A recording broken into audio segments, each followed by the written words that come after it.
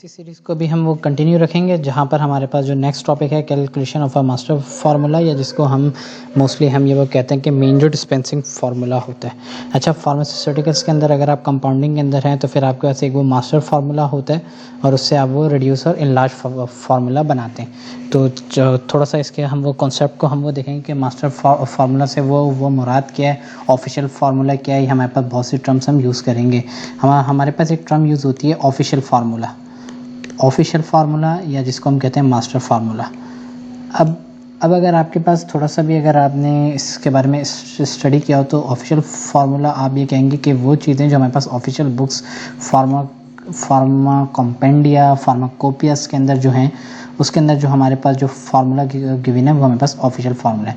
वो बज़ाहिर क्या कि हमारे पास यूएसपी बीपी के कुछ स्टैंडर्ड फार्मूला होते हैं किसी भी प्रिपरेशन को बनाने के लिए, वो हमारे पास ऑफिशियल फार्मूला होते हैं या मास्टर फार्मूला। और वो आम तौर पे हमारे पास वो यूनिट केजी के लिए होते हैं, यानी कि या तो वो 100 ग्राम के लिए होंगे, मतलब 1 केजी के लिए होंगे, या फिर हमारे पास 1000 ml या 1 लीटर के लिए होते हैं। तो मोस्टली जो हमारे पास जो फार्मूला होते हैं तो वो हमारे पास या तो 1 किलोग्राम के लिए होते हैं, या 1 लीटर के लिए, या फिर 100 ग्राम, ये 1000 ग्राम, या फिर 1000 मिलीलीटर। तो हम इसको, अगर मेरे पास जो ऑफिशियल फार्मूला है, ऑफिशियल फार्मूला को जब मैं इंक्रीज़ करूँगा कमर्शियल स्केल में, तो ये मेरे पास बनता है इसके अंदर मैं लार्ज कर रहा हूँ, इनलार्जिंग द फार्मूला।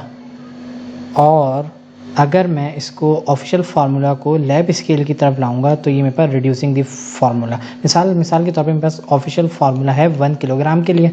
अब मैं चाहता हूँ मेरा कमर्शियल बैच है 400 किलोग्राम, तो मैं क्या करूँगा, मैं इस 1 किलोग्राम के फार्मूले को इनलार्ज करके मैं 400 किलोग्राम के लिए लाऊंगा। और अगर मेरे पास एक लैब स्केल है, फॉर एग्जांपल मुझे लैब का बैच है, मुझे लैब में एक प्रिपरेशन बनानी है जिसका मेरे पास मैक्सिमम वॉल्यूम है 100 ग्राम, मेरे पास जो फार्मूला है वो तो है 1000 ग्राम या 1 किलोग्राम। तो मैं उसको रिड्यूस करने के लिए मैं उस फार्मूले को रिड्यूस करूँगा मैं 100 ग्राम के लिए या 0.1 किलोग्राम के लिए। तो ये हमारे पास बेसिक कॉन्सेप्ट होते हैं, या तो हम फार्मूले को रिड्यूस करते हैं या फिर हम उसको इनलार्ज करते हैं। अगर हम ऑफिशियल से अगर हम इनलार्जिंग की तरफ जाएंगे तो हम कमर्शियल स्केल की तरफ जाएंगे। जो फार्मास्यूटिकल जो मैन्युफैक्चरर है वो सेम फार्मूले को इनलार्ज करेंगे, उसके अंदर हम एक फैक्टर फाइंड आउट करते हैं। अब ये फैक्टर के बारे में थोड़ा सा ही वो बताना ज़रूरी कि फैक्टर आप कैलकुलेट कैसे करते हैं। मिसाल के तौर पर अगर आपके पास एक बहुत सिंपल सी कैलकुलेशन लेते हैं, हम एक अज्यूम करते हैं एक प्रिपरेशन है हमारे पास कंपाउंडिंग में गए, हमारे पास एक प्रिपरेशन आ गई, आर एक सिंपल रिप्रेजेंट कर रहा है प्रिपरेशन को। उसके अंदर एक quantity A B C D, हमारे पास ये 4 क्वांटिटीज़ हैं। ए की मिकदार मेरे पास है ऑफिशियल बुक के मुताबिक 100 ग्राम, बी की मिकदार मेरे पास 30 ग्राम, सी की मिकदार मेरे पास 700 ग्राम, और डी की ग्राम है QS quantity sufficient up to 1000 gram, या मैं इसको 1 kg कह सकता हूँ। अब मेरे पास ये जो फार्मूला है ये 1 kg के लिए। अब मैं चाहता हूँ इसको मैं रिड्यूस करूँ। रिड्यूस कैसे करूँगा? रिड्यूस करने के लिए मेरे को कैलकुलेट करना है फैक्टर। बहुत अहम चीज़ है ये फैक्टर। आमतौर पे हमारे पास इसको बहुत मुश्किल तरीके से लोग कैलकुलेट करते हैं। इसका बिल्कुल आसान सा तरीका है, जितने के लिए आपने फार्मूला करना है, आपने देखें आपके पास जो ऑफिशियल फार्मूला है, गिवन फार्मूला जो है वो कितने का है, वो 1000 का है, 100 का है। और जो आपको रिक्वायर्ड फार्मूला है, आपने करना क्या है, आपने रिक्वायर्ड फार्मूले को डिवाइड करना है गिवन फार्मूले या फिर ऑफिशियल फार्मूले से। तो वो जो फैक्टर आएगा, मिसाल के तौर पे अगर आपको इसको रिक्वायर्ड है, मैं इसी प्रिपरेशन में कहता हूँ कि आप चाहते हैं कि मेरी प्रिपरेशन बने 100 ग्राम की, तो आपको इसका फैक्टर कैसे निकालेंगे? आप फैक्टर निकालेंगे 100 डिवाइडेड बाय ऑफिशियल फार्मूला हमारे पास 1000 का है, तो इज इक्वल्स टू 0.1। अब जो 0.1 है, इससे तमाम क्वांटिटी हम ए बी सी और डी को जब हम मल्टीप्लाई करेंगे 0.1 से, तो हमारा जो फार्मूला होगा वो रिड्यूस हो जाएगा। तो रिड्यूस फॉर्म में ये जब इसको 0.1 से करेंगे तो ये बन जाएगा 10 ग्राम, इसको करेंगे तो 0.3 ग्राम, इसको करेंगे तो 70 ग्राम, और इसका QS होके अप टू 100 ग्राम। ये हमारे पास होता है फैक्टर। हम फैक्टर को हम ये वो आगे जाके रिड्यूसिंग और इनलार्जिंग फार्मूला हम एनसेल के अंदर हम जो डिटेल में डिस्कस करेंगे। बेसिक ये बताने का मकसद ये होता है कि हम एक फैक्टर कैलकुलेट करते हैं। फैक्टर कैलकुलेट करने का आसान सा तरीका है, जो भी हमारा गिवन फार्मूला है या जो ऑफिशियल फार्मूला है और जो हमें रिक्वायर्ड है प्रिपरेशन का। मिसाल के तौर पर आपको प्रिपरेशन बनानी है, एग्जाम्पल लेते हैं, हम एक और एग्जाम्पल लेते हैं कि मेरे पास एक फार्मूला गिवन है। फॉर एग्जांपल मेरे पास एक फार्मूला गिवन है, उसके अंदर ए की अमाउंट है 70 ग्राम, बी की अमाउंट है 30 ग्राम और C का जो फार्मूला है वो है हमारे पास 900 ग्राम। ये अप्रॉक्सीमेट्स को जब हम सम अप करेंगे तो ये हमारे पास हो गया 1000 ग्राम या 1 किलोग्राम। अब मैं चाहता हूँ कि मैं इस प्रिपरेशन को, ये तो है 1000 ग्राम के लिए 1 किलोग्राम, मैं इसको मैं कन्वर्ट कितने में करना चाहता हूँ, मैं चाहता हूँ मैं 200 ग्राम बनाऊँ। मैं क्या करूँगा, 200 को मैं डिवाइड कर दूँगा 1000 से, तो मेरे पास फैक्टर आ गया 0.2। अब मैं 0.2 का जो फैक्टर आया है, फैक्टर कैसे निकाला है ये मैं आपको दोबारा दिखा दूँ कि मेरे पास फैक्टर कितना आया। मेरे पास 200 रिक्वायर्ड था, मैंने 1000 से इसको डिवाइड किया तो मेरे पास 0.2 से जब मैं तमाम वैल्यूज़ को मैं मल्टीप्लाई करूँगा, ये मैं इसको मैं 0.2 से मैं इसको भी मल्टीप्लाई करूँगा, इसको मल्टीप्लाई करूँगा तो 0.2 से मल्टीप्लाई करके ये हो जाएगा हमारे पास 14। तो इस तरीके से मैं चीज़ों को कैलकुलेट करूँगा। मैं इसको मैं मल्टीप्लाई करूँगा तो ये 1.4 हो जाएगा, सॉरी, तो 1.4 होगा। इस तरीके से जितने भी आंसर आएंगे उन सबको मैं ऐड अप कर लूँगा तो ये मेरे पास हो जाएगा, नहीं 0.2 से मल्टीप्लाई करने पे ये हो जाएगा 14। सो इसको मैं 0.2 से मल्टीप्लाई करूँगा जो कि अप्रॉक्सीमेट बनेगा, ये हमारे पास 6 ग्राम। तो इस तरीके से मैं ये चीज़ों को, और वो हमारे जो फाइनल हो जाएगा तो 7 + 2 तो 200 के लिए, तो हमारे पास ये अप्रॉक्सीमेट बनेगा 14 + 6 तो ये 182 अप्रॉक्सीमेट के ये बन जाएगा। मैंने उस जो फैक्टर की वैल्यू है f की उसको मल्टीप्लाई करना है। सेम अगर मैंने लार्ज करना हो, मैं चाहता हूँ ये 1000 का फॉर्मूला मैं इसको 20,000 में बनाऊँ या मैं इसको 200 kg में बनाऊँ, तो ये मेरे पास 1 हो गया तो मल्टीप्लाई बाय 200, तो मैं फैक्टर से इनलार्जिंग और रिड्यूसिंग में कर सकता हूँ। ये हमारा एक कॉन्सेप्ट बहुत फार्मास्यूटिकल के अंदर बहुत ज़्यादा ज़रूरी होता है, सेम ये डिस्पेंसिंग के अंदर भी होता है। इसी तरह हम परसेंटेजों को भी इनलार्ज और रिड्यूस कर सकते हैं। हमारे पास अब जो हमारा जो टॉपिक है, मेन हम टॉपिक की तरफ आते हैं। मेन टॉपिक के अंदर calculation of a master formula.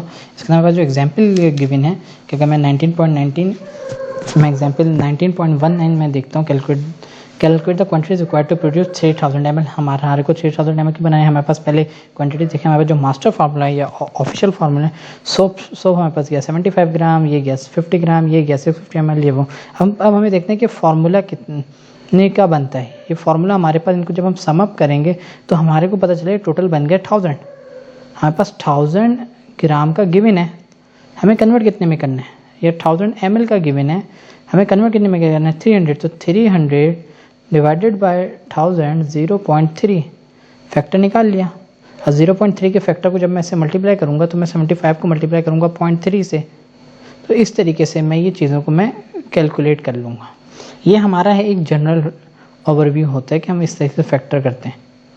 अब इसके अंदर क्या होता है कि हमारे पास जब सॉलिड और लिक्विड हो तो यहाँ पर डेंसिटी का भी कॉन्सेप्ट आता है। वो आगे जाके देखेंगे। हमारा जो मेन मकसद है, अभी हमने सिर्फ फैक्टर की कैलकुलेशन पे रहना है। फिर हम देखेंगे कि यार ये लिक्विड और सॉलिड जब हम मिक्स करते हैं तो उसकी जो क्वांटिटी है वो ज़्यादा होती है। कभी कभार ये पार्ट्स हमारे पास कम आते हैं, कभी कभार ये वो ज़्यादा आते हैं। तो डेंसिटी का कॉन्सेप्ट भी हम वो देखेंगे, बट वो टाइम के साथ साथ देखेंगे। मिसाल के तौर पर the quantity which is required to prepare 60 gram के लिए ये है, ये हमारे पास ये क्वान्टिटी है। इससे हमारे को अच्छा, इसके अंदर हमारे पास पार्ट्स का भी कॉन्सेप्ट है। हम पार्ट्स के कॉन्सेप्ट को भी हम वो डिस्कस करते हैं। पार्ट्स के कॉन्सेप्ट को डिस्कस करने से मैं थोड़ा सा आपको आइडिया देता हूँ। मिसाल के तौर पे हमारे पास पार्ट्स का कॉन्सेप्ट है। पार्ट्स के सवाल सॉल्व करने के लिए मैं पार्ट्स का कहता हूँ। मैं कहता हूँ ए के जो पार्ट्स हैं वो हैं 10, बी के पार्ट हैं वो हैं 15, सी के पार्ट हैं वो हैं 20। अब मुझे टोटल प्रिपरेशन बनानी है, फॉर एग्जांपल मेरे को बनानी है 100 ग्राम। तो अब आप देखें तो 100 ग्राम में आप सबसे पहले आप देखेंगे टोटल पार्ट्स कितने हो, 10 + 15 + 20, तो 10 और 15 25 + 45 पार्ट्स किसके बराबर हो गए 100 ग्राम के। यूनिटरी मेथड लगेगा, बिल्कुल आसानी से आप यूनिटरी मेथड कर सकते हैं। आपने ये इसको सम अप किया, 45 पार्ट्स बराबर हो गए 100 ग्राम के, तो आपने 10 पार्ट्स निकालने हैं, तो आपका हो गया x ग्राम। आपने इसको क्रॉस मल्टीप्लाई करेंगे तो आपके इसके आंसर आ जाएंगे। सेम इसी को हम लेके चलते हैं। अब हमारे पास जिंक ऑक्साइड है 12.5 पार्ट, 15 पार्ट्स, 25 पार्ट्स और ये। अब हम इसको करते हैं सम। इसका सम हमारे पास क्या बताएं, थोड़ा सा मैं इसको क्लियर कर दूं ताकि आप क्लियर हो। अच्छा, आपने इसका सम अप करना है 12 + 47.5, ये आपके पास सम अप हो गया 60 के लिए, +15 + 25 40, तो ये 100 पार्ट्स बन गए। 100 पार्ट्स बराबर हैं 60 ग्राम के लिए। फॉर एग्जाम्पल इसको मैं यहाँ पे लेके चलता हूँ कि आपका मैं बताऊँ कि क्या चीज़ है। 100 पार्ट्स हैं आपके पास, आपने इसको सम अप किया, जो आपको क्वांटिटी रिक्वायर्ड है 60 ग्राम की। आपने क्या लिखा, आपने जस्ट इसको यूनिटरी मेथड लगाएंगे। यूनिटरी मेथड आपके पास आने वाली हर मोस्टली कैलकुलेशन में आप इसको यूज़ कर सकते हैं। 100 पार्ट्स आपके किसके बराबर हो गए 60 ग्राम के।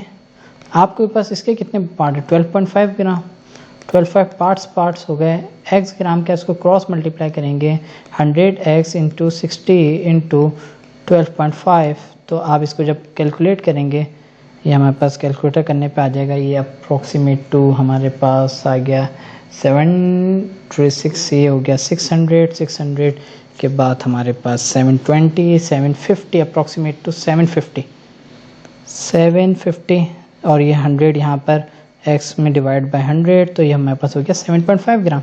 इसी तरीके से हम इन चीज़ों को कैलकुलेट करेंगे। 7.5 ग्राम 9 ग्राम इसमें हमने क्या करना है, हमने पार्ट्स वाले को दोबारा रिवीजन देखें, आपने तमाम पार्ट्स को वो सम अप करना है, फिर आपके जो तमाम पार्ट्स का सम अप जो भी वैल्यू बनती है तो इसको हम इस तरीके से लिख सकते हैं।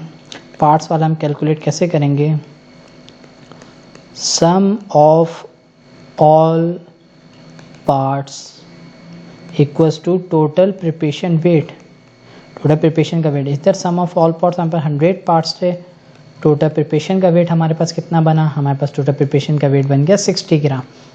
सही है, आपने sum of all parts equals to total preparation weight, required part या इंडिविजुअल पार्ट और वो आ जाएगा आपका रिक्वायर्ड वेट। अगर इसमें से कोई भी एक वेरिएबल आपके पास नहीं है तो आप उसको फाइंड आउट कर सकते हैं। मिसाल के तौर पे आपको सम ऑफ ऑल पार्ट दिया हुआ है, टोटल प्रिपरेशन दिया हुआ है और आपको कहा गया कि यार ये इसके पार्ट इतने, मिसाल के तौर पे हमारे को 12.5 पार्ट दिए थे इस केस में, तो हमारे को उसका रिक्वायर्ड वेट मिल गया। अब मेरे को वो कहता है यार एक प्रिपरेशन का रिक्वायर्ड वेट है 10 ग्राम, तो बताओ मैं उसके पार्ट्स कितने होंगे, तो आप उसको कैलकुलेट कर लेंगे, क्रॉस मल्टीप्लाई करेंगे तो आपके पास ये हो जाएगा 1000 डिवाइडेड बाय 60, तो आपके पास आंसर आ जाएगा। अब इस तरीके से इस फार्मूले का आप रोटेट कर सकते हैं। ये फार्मूला आने वाले पार्ट्स के अंदर, रेशियो के अंदर ये फार्मूला यूज़ होगा। बेसिकली आपने यूनिटरी मेथड के ऊपर वो कमांड हासिल करनी है, यूनिटरी मेथड के बाद आप ये चीज़ें ईजिली हैंडल कर सकते हैं।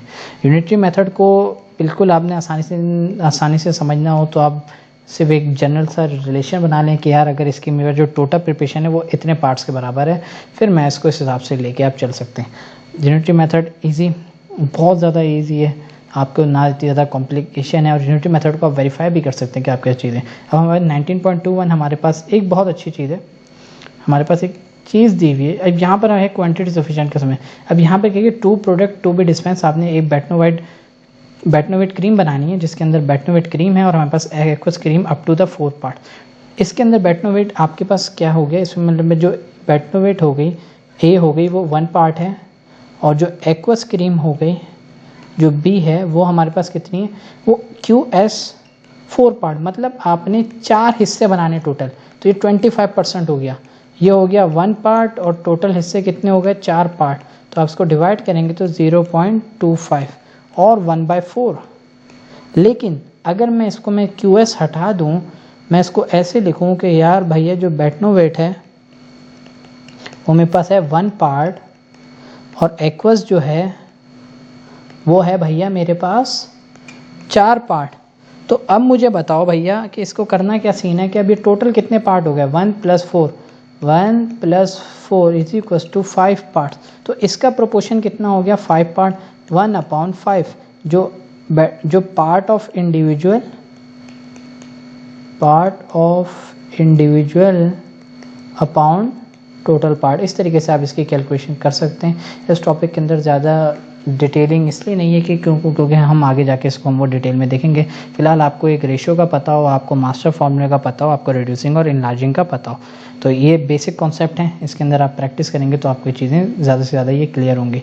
इसी तरह आप इन्वॉल्विंग परसेंटेज से भी आप ये कर सकते हैं। इसी को मैं आगे कंटिन्यू लेता हूँ कि अगर आपके पास अगर एग्जाम्पल यहाँ पर दी हुई है कि मिसाल के तौर पर जो मास्टर फार्मूला है वो, इसके अंदर एक चीज़ समझने की है, मास्टर फार्मूले के अंदर आपका परसेंटेज में भी गिवन होता है। अगर मैं ये कहता हूँ कि जैसे अभी हमने पढ़े लीनियर, हमने ये कहा जो ए जो है वो 10 ग्राम था। अब मैं ये कह सकता हूँ अगर ए 5% है, ये 5% क्या रिप्रेजेंट कर रहा है, वो कह रहे हैं कि ABCD जितनी भी प्रिपरेशन का सम जो टोटल प्रिपरेशन है उसका 5% है भैया। अगर टोटल प्रिपरेशन मेरे पास 100 ग्राम है तो ए उसके अंदर 5 ग्राम जाएगा परसेंटेज में, जस्ट इतने, देन बाकी सब चीज़ें वो सब सेम रहेंगी।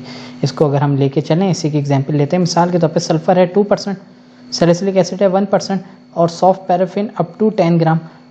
10 ग्राम का 2% कितना हो गया 0.2 ग्राम 0.1 ग्राम। अब मुझे यही चीज़ अगर मुझे 500 ग्राम के लिए बनाए तो 500 ग्राम का 2% कितना हुआ 500 ग्राम का 2% मैं मल्टीप्लाई करूँगा 0.02 से तो मेरे पास आ जाएगा 55152 10 ग्राम आ जाएगा। 500 ग्राम का 1% 5 ग्राम। तो हमने जस्ट वही चीज़ें रखनी है। हमने परसेंटेज जो हमारे को रिप्रेजेंट करती है, परसेंटेज कहती है टोटल प्रिपरेशन में टोटल प्रिपरेशन का 2%। इसको निकालने का आसान सा फंडा तरीका ये होता है, आपने क्या करना है, आपके पास जो परसेंटेज का हो ये चीज़ आप समझें, टोटल जो अमाउंट है उसको आपने मल्टीप्लाई करना है परसेंटेज वाली को डिवाइड बाय 100 करके। मिसाल के तौर पे टोटल अमाउंट कितनी थी 500, आपकी परसेंट कितनी थी 2 डिवाइडेड बाय 100, 0 to 0 कैंसिल, आपके पास 5 to 10 ग्राम आपको उस प्रिपरेशन में जाएगा। इस तरीके से आप इसको कैलकुलेट करेंगे। इसका अगर हम ये तीनों को अगर हम कैलकुलेट करेंगे तो हमारे पास ये हमारे पास हो गया टोटल प्रिपरेशन हो गई 500 मल्टीप्लाई बाय 2/100, 2/100 से 0 कैंसिल, 5 to हमारे पास 10 हो गए, 10 5 और 845 रिमेनिंग हो गया। रिमेनिंग हम ऐसे निकाल सकते हैं, इन दोनों को सम अप करें और जो टोटल उसमें से माइनस कर दें हम रिमेनिंग निकाल सकते हैं। ये हमारे पास तरीका होता है परसेंटेज का। सेम यही फार्मूला है हमारे पास। ये फार्मूला टोटल 100 ग्राम का है, 3% है वो। अब मैं इसको 30 ग्राम का 3% करना चाहता हूँ तो मैं 30 ग्राम का 3/100 जैसे 0 कैंसिल, 3 सीधा 9 तो और पॉइंट इधर आ गया डेसिमल का 0.9, 0.15, 0.27.6 जो हम इसको टोटल में से माइनस कर लेंगे 30 के लिए। तो इस तरीके से हम कंसंट्रेशन को हम वो कन्वर्ट कर सकते हैं और कंसंट्रेशन को भी हम परसेंटेज में ला सकते हैं और परसेंटेज को भी कंसंट्रेशन में भी हम ला सकते हैं और रिड्यूसिंग को हम लार्ज कर सकते हैं, लार्ज को लार्ज, और ये सब चीज़ें हमारे पास पार्ट्स को हम परसेंटेज में, परसेंटेज को पार्ट्स में। एक और कॉन्सेप्ट होता है C1V1 = C2V2, ये हमारे पास डाइल्यूशन का कॉन्सेप्ट होता है। हमारे पास 2 इंग्रेडिएंट हैं, उसके ज़रिए हम ये सेम कॉन्सेप्ट हम टाइट्रेशन में भी यूज़ करते हैं। ये तीनों कॉन्सेप्ट को मेरा साथ मिलाने का मकसद ये कि तीनों चीज़ें आपका सेम है, इन तीनों चीज़ों को एक साथ लेके चलना पड़ेगा, पार्ट्स की कंसंट्रेशन की और कंसंट्रेशन की पार्ट्स की और हमारे पास डाइल्यूशंस की। C1V1 ये हमारे पास ये बेसिक सा फार्मूला है। इसको हमारे पास बुक्स ये भी रिप्रेजेंट करती हैं N1 V1 = N2V2, C1V1 = C2V2 और X1V1 = X2V2। इसके अंदर बेसिकली हमारे पास क्या होता है, हमारे पास ये यूनिटरी मेथड ही है। इसको हमारे पास क्या होता है कि कोई भी कंसंट्रेशन है, एक कंसंट्रेशन है और उसका मुझे वॉल्यूम पता है। अब मैं उसको डाइल्यूट करना चाहता हूँ एक डिजायर्ड वॉल्यूम में, तो वो मैं उसको फाइंड आउट कर सकता हूँ। इसकी मैं एग्जांपल लेते हैं, बिल्कुल आसान से एग्जांपल के ऊपर हम ये लेके चलेंगे कि हमारे पास अगर if 60 ml of a 12% solution is diluted to 120 ml, हमारे पास C1V1 = C2V2, C1 60 ml 1260, इसकी जो कंसंट्रेशन ये वॉल्यूम कितना हो गया 120, हमने इसको क्रॉस मल्टीप्लाई किया तो हमारे पास C2 = 120, 16 × 720, 720 × 61, तो ये हमारे पास 6% आंसर आ गया। इसको मैं करके दिखा देता हूँ दोबारा।